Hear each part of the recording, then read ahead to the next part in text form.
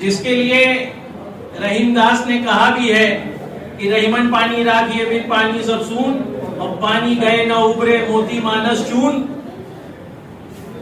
उस मानस शब्द की परिभाषा में हम आप सभी हैं। मैं जानता हूं कि आपके मनोविज्ञान आज जब हम पानी जैसे विषय पर बात करने जा रहे हैं, उस पानी के विषय की बात कर रहे हैं जो यहाँ बैठे हर व्यक्ति के शरीर में 70% है। वो 70% पानी जो सिर्फ 2% कम हो जाए बॉडी में तो हम कहते हैं निर्जलीकरण हो गया, डिहाइड्रेशन हो गया। 1 लीटर पानी की कमी हो जाए तो हम कहते हैं हमें प्यास लग गई। इतना पानी जो हमारे शरीर के निर्माण में आवश्यक है, अगर वह समाज में और हमारे चारों तरफ स्वच्छता के साथ, निर्मल धारा के साथ नहीं दिखाई दे रहा है, तो निश्चित जानिए कि आप जीवन के हर विषय वस्तु पर तो गंभीर हैं, लेकिन उस अनुपात में उस पानी के लिए गंभीर नहीं है जो आने वाले समय में एक बहुत बड़ी समस्या बनती जा रहा है। कहने को मैंने कई बार उस तरह के पोस्टर्स पढ़े हैं, विनायल्स देखे हैं, जिसमें लिखा रहता है कि अगला विश्व युद्ध जो है पानी के लिए होगा। लेकिन जिस तरीके से संतोषम परम सुखम के सिद्धांत में हमने अपनी बोरिंग कराकर, अपने घर आरओ लगाकर ये समझ लिया कि पानी की समस्या हमारी तो साल हो चुकी है, दुनिया की बात दुनिया जाने, उसके कारण हम यह जान ही नहीं पा रहे हैं कि हम भी कहीं ना कहीं भस्मासुर बनने की तरफ बढ़ रहे हैं। क्योंकि यह पानी ही है, अगर यह पानी हमारे चारों तरफ नहीं होगा तो निश्चित रूप से आप जानिए कि आपने अपने घर बोरिंग तो कर लिया, लेकिन उस बोरिंग में जमीन के नीचे की पानी की कुछ तो क्षमताएं हैं। एक दिन तो वो पानी समाप्त होगा और वो स्थिति बहुत भयानक होगी। इन्हीं सब पर विचार करता हुआ जब मैं उत्तर प्रदेश की राजधानी लखनऊ में नमस्ते लखनऊ के तत्वाधान में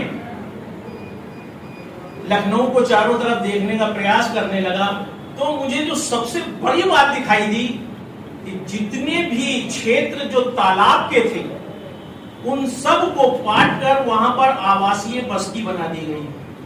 खासतौर से जब मैंने सरोजनी नगर क्षेत्र को देखा तो मुझे लगा कि अब वहां कोई तालाब बचा ही नहीं है। और मैंने नमस्ते लखनऊ के संपादक श्री इस जल संरक्षण सत्संग में स्वागत करता हूं। सभी को नमस्कार।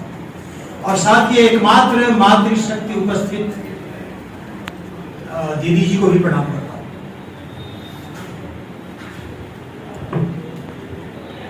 मैं यह बताने जा रहा हूं कि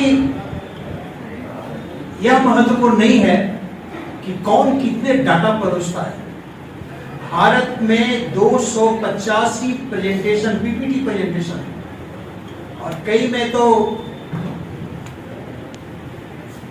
भारत के अलावा कई देशों के विज्ञान भवन दिल्ली में 2-2 प्रेजेंटेशन है, वहां भी हो चुके हैं।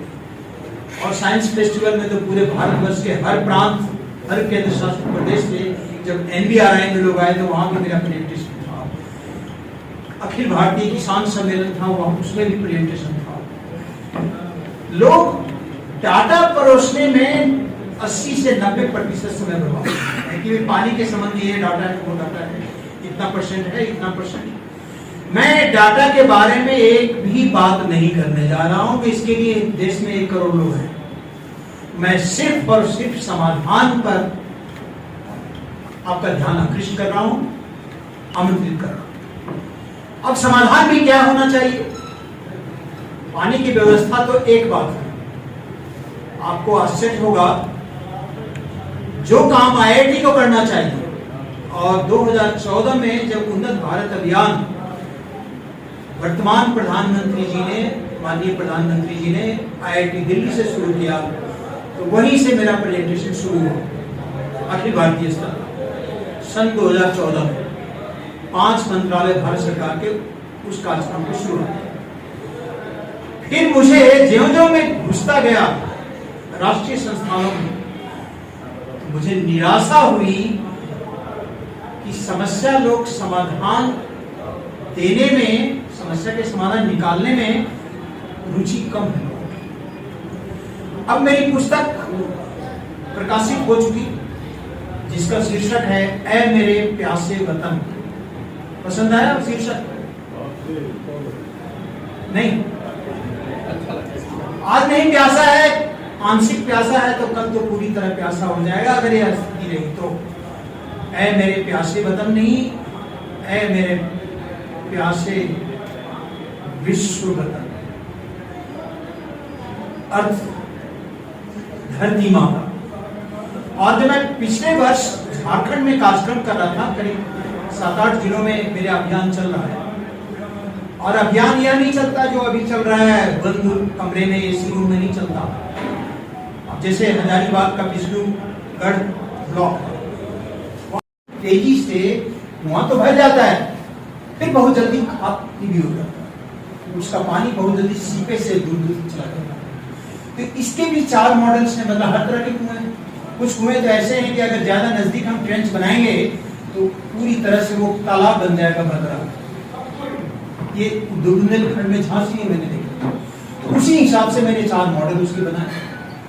अब इसकी विशेषता यह है कि जहां भी प्लेटो एरिया है, चाहे वो झारखंड में छोटा नागपुर एरिया का हो, चाहे दक्षिण के डेक्कन प्लेटो का हो, भारत दक्षिण भारत का, या कहीं भी कुआं, handpump, borewell, tubewell, submersible pump set, इन सबको तेजी से हम रिचार्ज करते हैं, उनको पुनर्जीवित कर सकते हैं। तो 2011 में हमारे यहाँ जितने भी कुआं, हैंडपंप, ट्यूबवेल वगैरह हैं, उसका आंकड़े तो उपलब्ध है, उसकी गणना तो हुई, लेकिन आज की तारीख में कितने होने चाहिए, तो मैंने प्रोजेक्टेड फिगर निकाला, और आज की तारीख में 16 करोड़, इन चारों को मिला दिया जाए तो कुआं, handpump, borewell, tubewell, submersible pump set हमारे देश में होंगे। अब प्रश्न उठता है कि अगर ये 16 के 16 करोड़ में काफी ज्यादा सूख चुके हों, मृत प्राय हो चुके हैं या मृत हो चुके हैं, तो हम उसे जिंदा कैसे कर सकते हैं और कितनी जल्दी कर सकते हैं। अब मैं आपको बता दूं कि इसी का झांसी के 33 बटालियन पीएसी है। पीएसी आप जानते ही, बटालियन पीएसी लखनऊ में ही 35 बटालियन और 32 बटालियन पीएसी, तो झांसी में 33 बटालियन, और वहां पर 220 एकड़ जमीन में फैला। और वहां पर 14 हैंडपंप पूरी तरह सूखे हुए थे, और 40 किलोमीटर दूर माता किला डैम से पानी वहां पर पाइप से आता। तो सन 2018 में आपको आश्चर्य होगा, उन सारे के सारे 14 हैंडपंप को मैंने 4 महीने में पूरा जिंदा कर दिया, सभी हैंडपंप। ये सारी चीजें स्लाइड्स में हैं। अब अगर हमें ये 16 करोड़ को जिंदा करना हो तो क्या करना? क्या संभव है कि सरकारी प्रयासों से ये सब हम कर लेंगे? अगर करना होता तो 76 साल में हम कर चुके होते ना, लेकिन नहीं। मैं आपको बता दूं, सिर्फ एक वर्ष में भी सिर्फ 4 घंटे, एक वर्ष में कितने घंटे हो गए?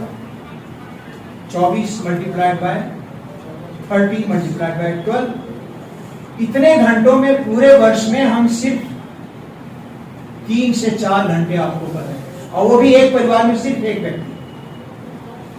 यानी एक ही महीने में ये पूरे के पूरे श्रमदान आप कर सकते हैं। हम लोग जो बुद्धिजीवी हैं वो भी 2 घंटे लगातार, 2 मिनट भी अगर हम गैता लगातार चलाए या पौड़ा चलाए और 2 मिनट रेस्ट भी लेंगे तो हर दिन कम से कम 15 मिनट। कौन सा बुद्धिजीवी है जो श्रमदान नहीं कर सकता? कर सकता है कि नहीं कर सकता? बस पहले साल अगर हमने 1 महीने में 3 घंटे श्रमदान किया, ये सारे के सारे 16 करोड़ हैंडपंप आपके जिंदा हो गए। बहुत बड़ी बात है, ये हम लोगों ने किया है, मैंने करके दिखाया है। अब इस मॉडल से संबंधित कोई प्रश्न हो तो पहले आप पूछें, क्योंकि ये प्रेस कॉन्फ्रेंस है। मोदी साहब ने जो बात कही है बहुत अच्छा उन्होंने मॉडल दिया है, और हमें इस पर्यावरण को और भूजल स्तर को बढ़ाने के लिए हम जब तक एक जैसे नहीं होंगे, हम उस कार्य के लिए समर्पण भाव से काम नहीं करके, समर्पण भाव सबसे बड़ा भाव होता है जब हम किसी कार्य को करते हैं, तो हमें वहां पर अपना स्वार्थ नहीं देखना होता है। तो स्वार्थ से हट करके समर्पण भाव से इस अभियान को जुड़ें और ये अभियान उच्चता को प्राप्त हो, ये हमारी शुभकामनाएं हैं। मैं अपनी वाणी को यही विराम देता हूँ। चलिए।